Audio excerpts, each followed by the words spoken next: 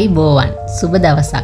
අදත් ඔබ සියලු දෙනාවම මගේ ඉස්ටාවයිබ් ජ්‍යොතිෂ නාලිකාවට ඉතාමත් ආදරයෙන් ගෞරවයෙන් පිළිගනු ලබනවා. ඉතින් අද මම කතා කරන්න බලාපොරොත්තු වෙන්නේ ජූලි මාසයේ සිදුවන සුවිශේෂී ග්‍රහමාරු සහ ග්‍රහ දෘෂ්ටි සමග කටක ලග්න හිමි ඔබට මේ මාසයේ කෙලෙස බලපායිද යන්න.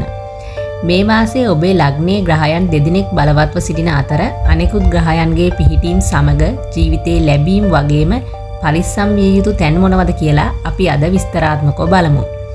ඔබගේ මේ මාසයේ ග්‍රහයන් පිහිටන ආකාරය තමයි දැන් මේ තිරේ දිස්වන්නේ. ඉතින් එම ග්‍රහ පිහිටීම අනුව අපි මුලින්ම බලමු ඔබට අත්වන සුබ ප්‍රතිඵල මොනවද කියලා. ඔබට මේ මාසයේ ඊටාම සුබදායී තත්වයක් නිර්මාණය වෙන්නේ ඔබේ ලග්න භාවය සහ අයස්ථානය මුල් කරගෙන.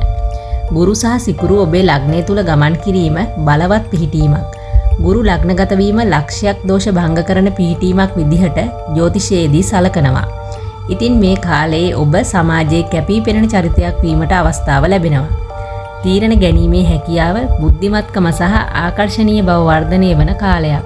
කලාව, මාධ්‍ය හෝ මහජනතාව සමග කටයුතු කරන අයට ඊටාම සුබදායකයි.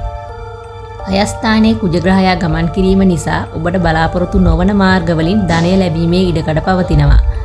අතපසු ණය මුදලක් හෝ හිඟ මුදලක් නැවත ලැබීමේ වාතාවරණය සකස් වෙනවා. ව්‍යාපාර ආරම්භ කිරීමට හෝ පවතින ව්‍යාපාර වැඩි දියුණු කර ගැනීමට සුබ කාලයක්. ඒ වගේම මේ කාලය උසස් අධ්‍යාපනයේ නිරත දරුවන්ට සහ තරඟ විභාගවලට පෙනී සිටින අයට විශිෂ්ට ජයග්‍රහණ හිමිවන කාලයක්. රැකියා ස්ථානයේ උසස් වීම සහ ඇගයීම් බලාපොරොත්තු විය හැකි කාලයක් ලෙසත් හඳුන්වා දෙන්නට පුළුවන්. දැන් අපි බලමු ග්‍රහ ගෝචරය අනුව ඔබට සිදුවන අසුබ ප්‍රතිඵල මොනවද කියලා. 12 වැන්න, 2 වැන්න සහ 8 වැන්න ආශ්‍රිතව පවතින ග්‍රහ පිහිටීම නිසා කටක ලග්න හිමි ඔබ මේ මාසයේ ඊටාම කල්පනාකාරී විය යුතුයි.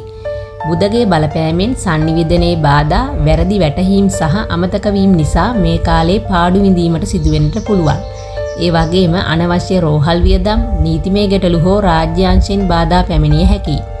ඒ වගේම වියදම් පාලනය කර ගැනීමටත් ඔබ මේ මාසය තුල උනන්දු වන්න. කේතු ග්‍රහයාගේ පිහිටීම සැලකීමේදී ඔබගේ කතාවෙන් ප්‍රවේශම් විය යුතුයි. නොසිතූ වචනයක් නිසා පවුලේ සමගිය බිඳී යාමට පුළුවන්.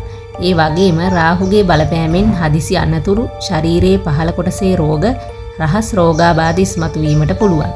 ඒ වගේම සතුරන්ගෙන් බාධා ඇතිවීමටත් පුළුවන්. රැකියා හෝ විදේශ ගමන් බලාපොරොත්තු වන අයට ලියකියවිලි ප්‍රමාද වීම හෝ අවසන් මොහොතේ සැලසුම් වෙනස් වීම සිදු වෙන්නට පුළුවන්. ඉතින් ඔබ මේ මාසයේ පුරාවටම කතා කිරීමේදී සහ තීරණ ගැනීමේදී ප්‍රවේශම් වන්න. ඒ වගේම රාත්‍රී ගමන් බිමන් සහ අවදානම් ක්‍රියාවලින් වැළකී සිටින්න.